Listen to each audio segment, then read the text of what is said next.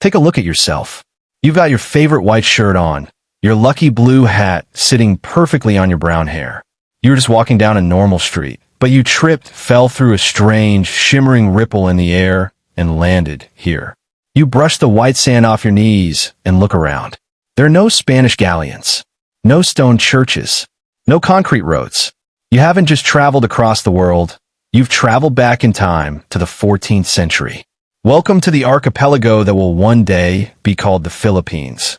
But right now, it is a vibrant network of kingdoms, chiefdoms, and tribes.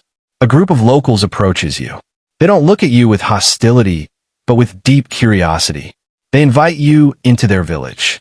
You notice the houses are raised on sturdy bamboo, stilts with roofs made of woven nipple leaves, the classic Bahay Kubo. The village elder explains that you're in a barangay. Before a Mina neighborhood, a balangay was a massive, ocean-going boat. The people who traveled together on these boats settled together on land, keeping the name. You quickly learn that society here is incredibly organized. At the top is the Datu, or Raja, the leader who protects the people. Below him are the Majanu, nobles, the Timawa, freemen, and the Alipin, dependents.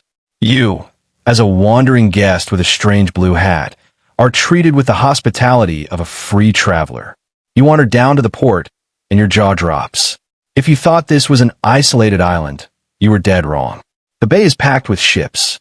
You see Chinese junks, Arab dhows, and merchants from the great empires of Majapahit and Srivijaya, modern-day Indonesia and Malaysia. You watch a local merchant trade with a Chinese sailor. The local isn't paying with paper money. He's weighing out pure gold dust using a small wooden scale. Pre-colonial Filipinos were master goldsmiths. They wore gold not just to show off, but as an everyday accessory. Even their teeth were sometimes pegged with gold to flash a brilliant, shining smile. You adjust your blue hat, suddenly feeling a little underdressed. Later that afternoon, a fleet of fast, sleek boats called Caracoa pulls onto the shore. Out step warriors from the Visayan Islands. You stare at them in pure awe. Their bodies are covered from their ankles to their necks in swirling, geometric tattoos. When the Spanish eventually arrive, they will call these people the Pintados or the Painted Ones. But you learn from sitting around the fire with them that these aren't just for fashion. Every single line of ink had to be earned. They are medals of honor. A warrior only gets a new tattoo after showing immense bravery in battle or protecting their village.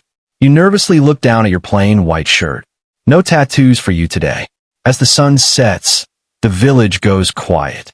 The mood shifts from bustling trade to deep reverence. You are invited to witness a ritual led by the Babaylan. The Babaylan is the spiritual leader, healer, and keeper of the village's history. Interestingly, almost all Babaylans are women, holding immense power and respect in society. Pre-colonial Filipinos practiced animism. They believed that everything in nature, the mountains, the rivers, the giant ancient trees, has a spirit called an Anito. The Babaylan chants into the night, asking Bathala, the supreme creator, for a bountiful harvest and safe voyages for their sailors. The air feels electric, and for a moment, you swear you can see the glowing energy of the forest responding to her voice. The next morning, you notice something fascinating.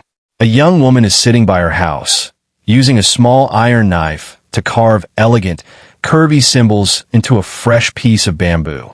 You sit beside her, and she teaches you. This isn't just random art. It's a fully functional writing system called Babaylan.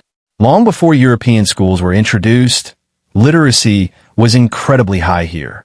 People wrote poetry, love letters, and songs on bamboo and leaves. She hands you a piece of bamboo and motions for you to try. You carefully carve the symbols for your own adventure, leaving a tiny piece of your story behind.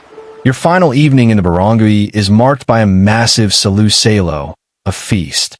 There is roasted wild boar, the ancient ancestor of the famous lechon, grilled fish wrapped in banana leaves, mounds of rice, and sweet coconut wine.